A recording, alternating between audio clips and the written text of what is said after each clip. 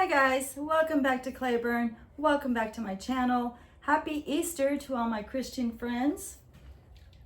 And today is Sunday, April the 5th, and I am in growing zone 6B. So last time we were here, I was having some issues with what I called trash soil, which was really cheap soil. And I still have my plants out, and I wanted to give you all an update on my germination rate. So I'm gonna turn the camera around and show you some of my germination successes and some of my failures. Chamomile. Chamomile was started on March 22nd. It was supposed to germinate within 7 to 10 days. Chamomile for me always germinates within about 3 days. So no problem growing chamomile at all. And I have a feeling chamomile is going to be everywhere around Cleburne this summer. But who doesn't love chamomile tea? Purple coneflower, I started it on March 22nd. This germinates with heat. We have had some extremely hot days out here in the greenhouse. We've gotten up to 90 before outdoors. So I've had to open the door and turn on the fan and things like that. And the coneflowers are starting. So you can see them every once in a while. Sorted, there's one back there and a couple over here. They're starting to pop up. And then purple prairie clover. I started on 324 and it's normally germinated by temperature. I have not put any of these on a heat pad, but they started to germinate a few days ago and we have quite a few popping up everywhere, as you can see. And then bee balm. Bee balm took a little bit longer. I started them on March 24th, and I didn't know if this poor soil was going to let them germinate, but as you can see, it's uneven germination, but I am getting some germination. And this is the native bee balm. Then my true lavender. True lavender, just my seeds were old and coupled with what I call trash soil, it didn't germinate. So I redid my true lavender and I put it in the good potting mix soil, and I just moved the purple sticks over and put them on the side. I know that these will germinate. I just started it though on April the 1st. That was only 4 days ago. So of course they haven't germinated yet, but I suspect they will. St. John's wort, started these on 322. They were supposed to germinate within 14 to 21 days.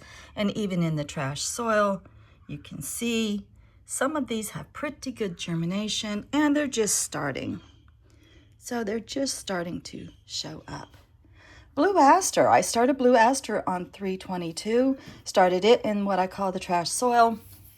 And I have this little guy, but I'm not sure yet if that's actually a blue aster. This also germinates from heat. I may take this tray and put it on a heat pad and just give them a little bit of an oomph because I'm not seeing enough germination yet. And then we have little blue stem, and I'm getting some fairly decent germination. Now it's just starting, and again, these germinate from heat. Okay, I'll take you over and show you the other side. Okay, so I had old seeds and what I call trash soil, and I tried to get lavender munsteed to germinate, and it never germinated. I started on 314, and this being April 5th, I don't think I'm going to see any germination, so I went out last night and got more munsteed seeds, and I'll be planting those in the exact same spot. And I'm going to reuse this soil because I've gotten pretty good germination.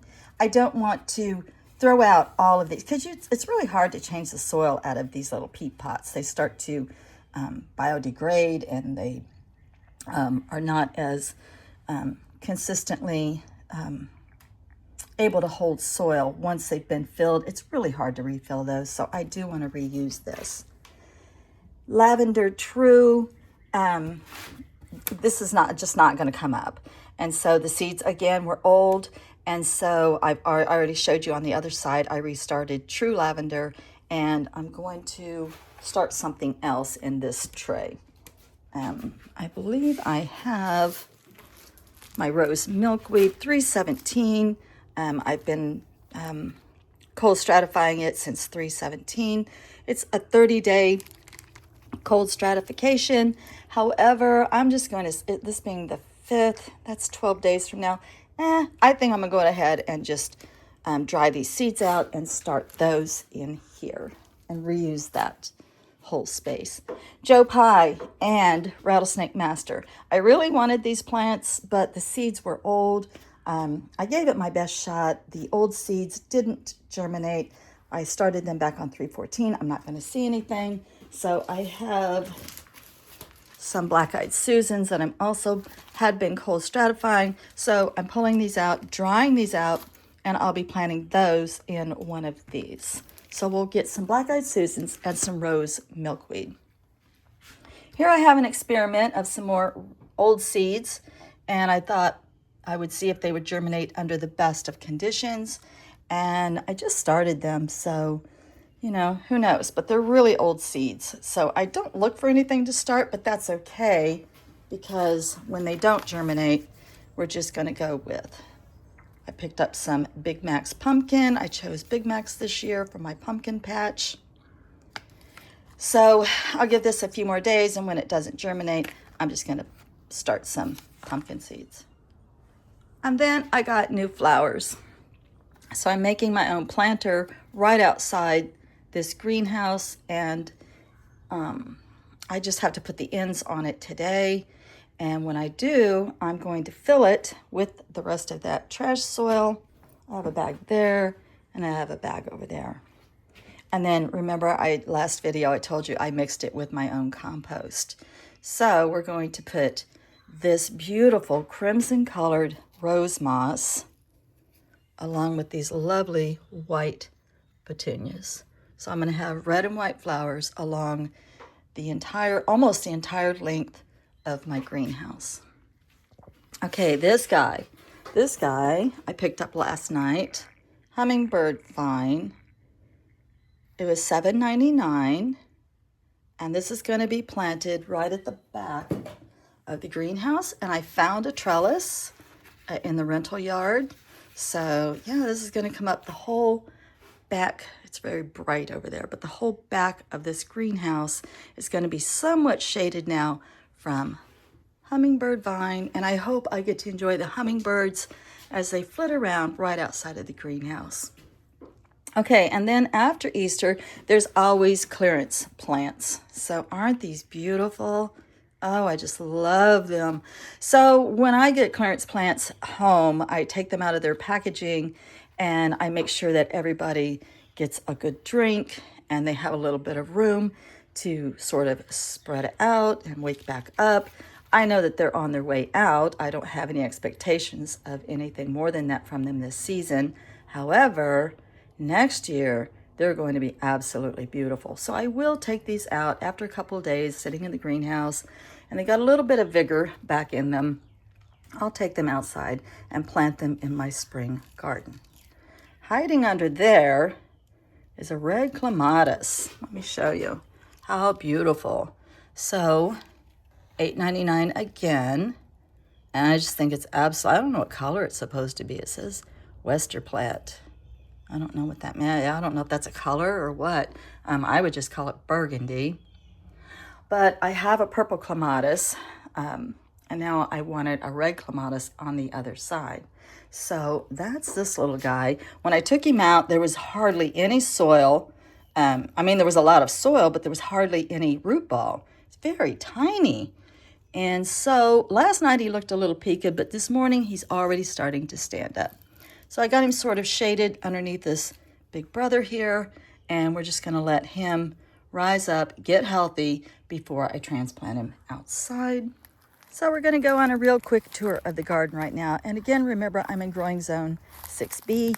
I went ahead and saved another pink prairie rose. They grow wild in the ditch here, and so I mowed them all down, except we're going to save one and let her grow. Otherwise, they get mowed all the time. You can see the glads. See how much taller they are, and this is glads and blazing stars. So you can see how much taller they are now than the last time I videoed. These are my buckets waiting on my cucumbers and my gourd seeds. I'm doing birdhouse gourds. These are just rows that are just waiting to be seeded when I dry out the cold stratified seeds. I'll let this mullein go ahead and grow here. This is the future pumpkin patch, and when the pumpkin grows, it just twists around and around and around until it fills this space, and then I make it trail on down to my neighbor's house. He's a very cool guy. This is where the burlap sacks ended up, so I cut them in half and put them here to smother out some more unwanted plants. And this is where the mums will go. And there's also another one right over there. So this whole area down here is the fall garden.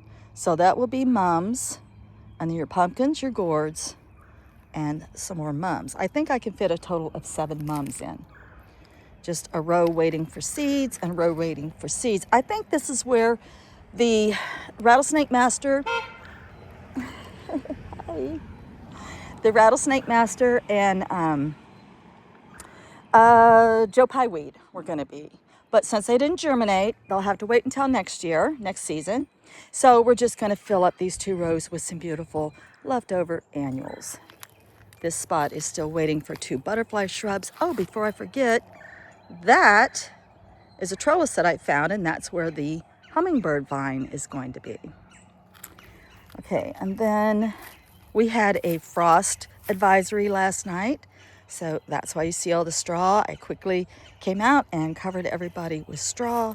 And then first thing this morning, I came out to uncover everybody, and they're fine. This is 4 rows that is just waiting for plants. The Monarch Way Station is going to be redone this year. And so I'm letting everything that I want to come up. That's a lot of yarrow in there. I love yarrow. Some wild... I think those are black-eyed Susans, lilies, lots of rue, and then up front are lots of butterfly weed. But we're going to be adding a lot more butterfly weed, and this becomes a row of zinnia, a short row of zinnia right here. And look at the peonies. Aren't they doing fantastic? Well, I'll tell you what, the taller they get, the harder they are to cover. So I did my best and covered them, and it looks like I only got a little tiny bit of frost damage on this one. I don't know why, but everybody else is just fine this morning, and that doesn't look very bad, so that's going to definitely come back. Then I'll take you down here. I had to cover the lemon balm because last time I didn't cover it and we got a freeze, it all turned black, and so I learned my lesson. Come out and cover up the lemon balm. The other lilies are all doing just fine. Those new flowers that I showed you, the hyacinth and the tulips that I bought on clearance, those are going to go out here. And this is some more clearance tulips back here. And there's a whole bunch more lilies that just got planted in here.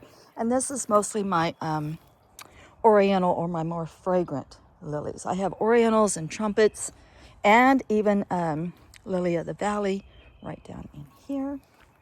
And then in this bed, the third bed of the older beds, that's 1, 2, and 3.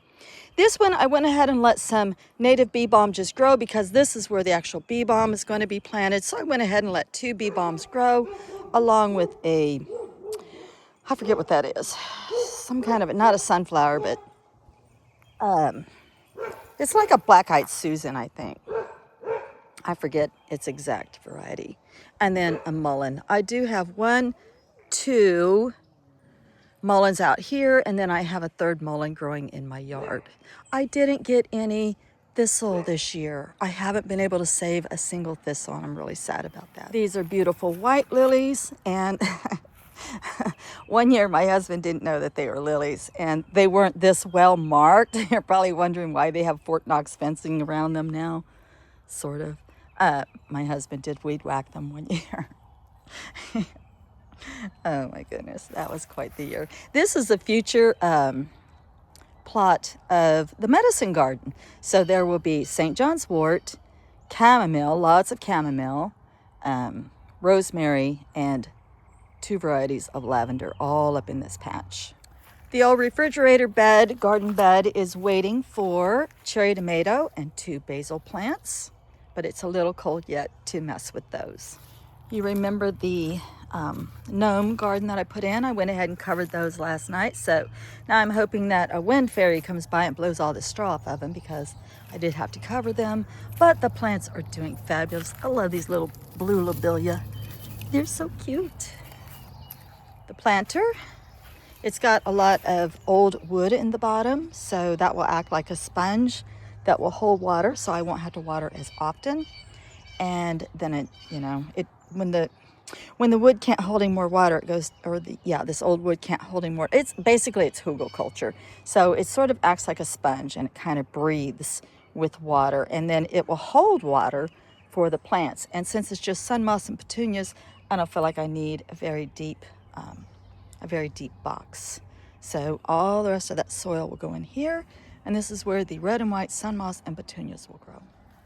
Been lots of lavender and rosemary going in that display. And finally, I wanted to bring you back inside and in this video inside the greenhouse. Y'all, I am really enjoying this greenhouse.